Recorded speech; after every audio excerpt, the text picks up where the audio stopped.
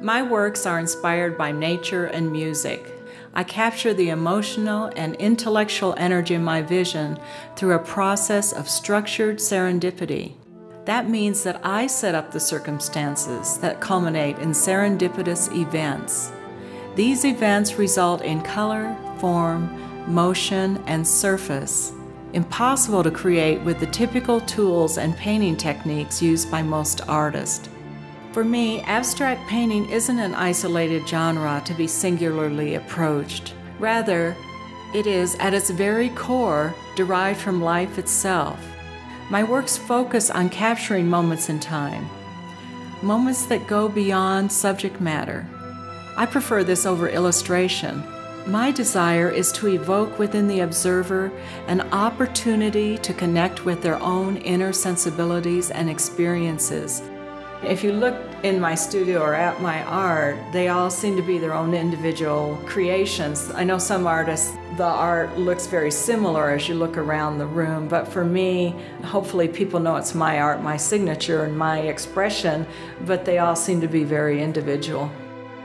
When I paint, I'm the translator of a visual expression, which conveys the essence of my life experience. Reality emerges with my vision, filters through my understanding of media and application, and is reborn as color, light, and form. It seems like I'm always drawn to primary. I love reds, all kinds of reds. It's a high energy and passion and all of those things. It's a high frequency color. In the most classical tradition of abstract painters, my emphasis is not only on the completed art, but on the process of producing it.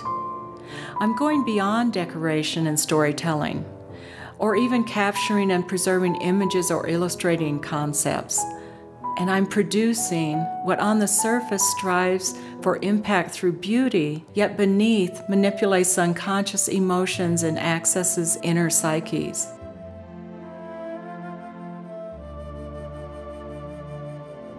When you view a representational painting, your reaction lies in how you relate to the subject matter. For me, pure abstract art, unadulterated with story, becomes the reality and lives independently and uniquely. Pollock said it best, "I don't paint nature, I am nature." I agree that we are nature and we are filtering our natural surroundings through our perception based on our individual life experiences. When I was little, I used to draw all the time. And I suppose, like most girls, I drew horses all the time. I loved horses. I think the figure of a horse is probably one of the most elegant figures there is. And I used to draw women's faces very, very, very realistically. I had forgotten, but my mom reminded me, I thought I'd be a fashion designer.